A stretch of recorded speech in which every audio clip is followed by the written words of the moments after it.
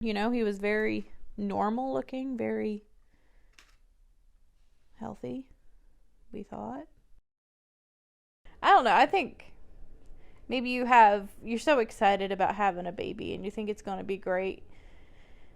And you don't realize how everything is going to change. You have this whole little person that just completely depends on you. But we get up and he drinks his milk. And what else do you do? We have meds. He does really good at playing by himself too. Like if I'm busy doing something, he typically does really well at entertaining himself. He watches Thomas throughout the day some. He normally takes a nap he goes down normally anywhere from 11 to 1.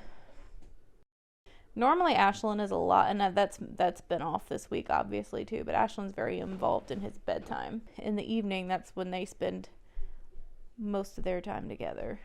And we'll do bath time, med time.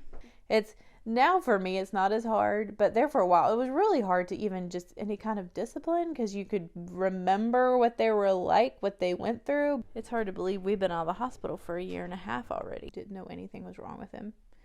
And then he was a week away from being 4 months old. He started not eating, not sleeping. There was a couple times where he just like vomited everything up, that was unusual for him.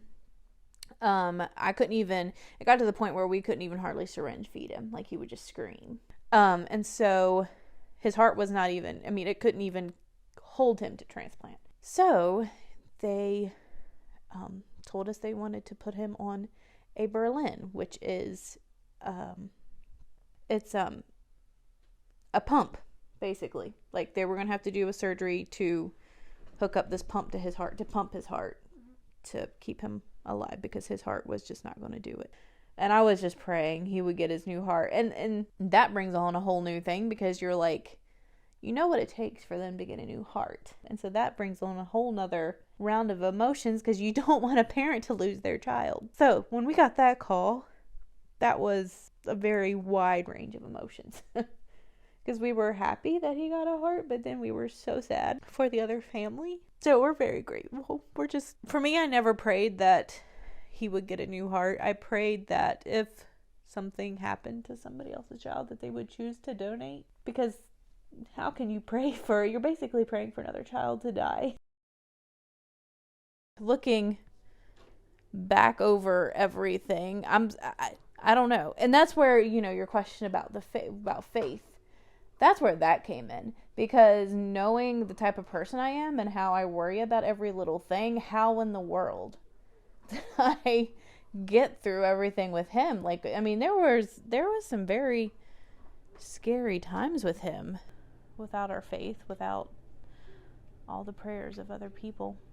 I don't know what I would do without him. You hear people talk about a mother's love for her child or whatever, and I was like, okay, well, before I had children, but I don't know, there's just something in you, they're a part of you. Wouldn't trade it for anything, that's for sure. I don't know, I can't imagine not having him here. This story was crafted during the Woodall Weekend Workshop, sponsored by the University of Georgia's Grady College of Journalism and Mass Communication, with the generous support of Henry and Linda Woodall.